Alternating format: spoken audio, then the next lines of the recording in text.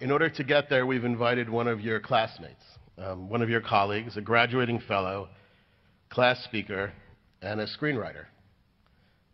Please welcome Lecce Vanessa Kong.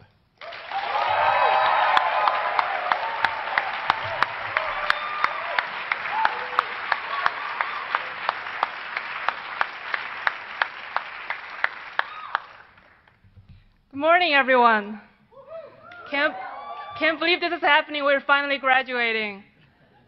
Thank you so much, Mr. Glassing, for pronouncing my name right, or at least trying to. It is a hard name to pronounce for non-native speakers. That's why in the US, I go by Vanessa. And so Vanessa Kong is not my real name, just like Dr. Jodie Foster, whose real name is Alicia Christian Foster. I couldn't resist it. This is probably the only chance I can put my name and Dr. Foster's in the same sentence. I'm sorry, but not really. I chose the name Vanessa when I was 13 years old and was madly in love with Johnny Depp, whose wife at the time was Vanessa Paradis. Who would have thought that 15 years later, I'm here in Hollywood, and Mr. Depp would be entrenched in his very serious rock and roll career and has divorced twice, which means I have a chance now. And he doesn't have to change that Vanessa Forever tattoo.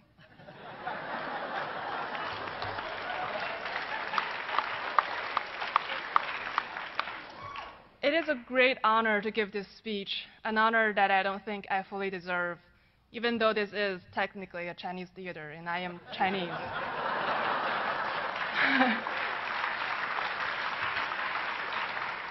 Part of the reason why I'm standing here is because I received massive assistance from my Chinese fellows. That's 20% of AFI population right there.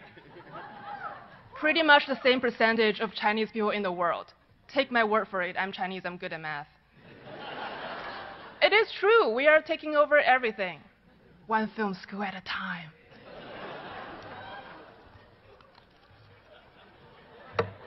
Jokes aside, Class of 2018 is a celebration of diversity.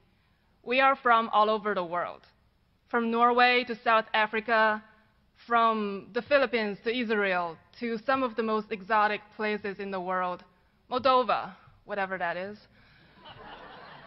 Georgia, the country, not the state, right, Michael? And a place as far as San Fernando Valley. Did I say that right, Mr. Sadaka? My pathetic knowledge of world geography and culture can barely make up for my ignorance.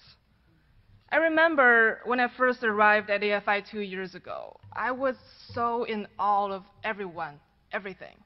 The majestic building, these beautiful, talented people who were all way out of my league.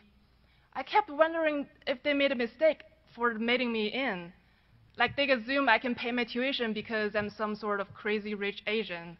Which is not the case. I mean, I'm crazy, all right, but I'm dead broke, just like my fellows. So for a while in the first year, I was in constant social anxiety. I don't know how to make friends, and I would always miss home and isolate. However, that situation changed immediately after we started our Cycle 1 shoot. You know what transcends all linguistic and cultural barriers? Hunger and sleep deprivation. We barely have time for the most essential things in life after we started our Cycle 1. We didn't have coffee on campus, and salads on food truck cost $80. It was super easy to make friends. Hey, I'm starving. Do you want to go out and grab some food? Sure, and then we're friends. I suspect this is all a deliberate strategy of the administration, a tough love kind of deal. Because collaboration is held so high at AFI, and what is the most efficient way to force a bunch of ambitious, proud young artists to bond? Structured, discipline-specific, accredited torture. It is good that we have a cafe on campus now, thanks to Mr. Glassing. Next step is to lobby for something with a Michelin star. But seriously, we have benefited immensely from the collaboration we've had for the past 2 years, and I'm so grateful for all my classmates. The searing agony of collaboration made us some sort of a family. Never in my life have I imagined I could be in an environment where we celebrate our differences and find our voices through the conservatory itself. Our obsessive-compulsive producing family, our self-loving directing family, our very sexy cinematography family. Ooh. Our paint-speckled production design family, our pasty-faced editing family, and my brilliant, beautiful, employable screenwriting family.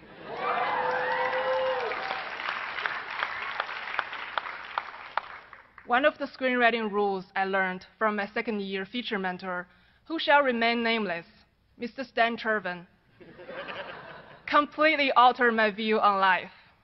He said, and I quote, "There should be only one Stup scene in a screenplay. A second Stup only undermines the first." Now, for people who don't speak Yiddish, Stup is slang for sex. And for the benefits of our Chinese parents, 我们结婚以后才能做的事情就是 Stup. I told them that Stup means the activity we do for the first time after guests leave on our wedding night.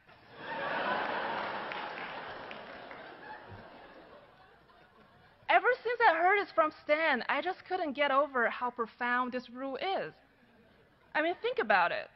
A great Stup scene in a script is a significant, life-changing moment, only happens once, just like our time here at AFI.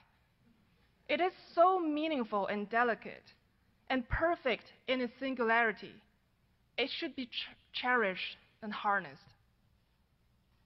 We've had these 2 years to find our voices, to build our craft, to experiment, to be crazy, to fail and cry, to lift each other back up, and ultimately to embrace our imperfections. So as we sit here, basking in the afterglow of our AFI Stup, like all good Stups, we've done something right, we've done something embarrassingly wrong.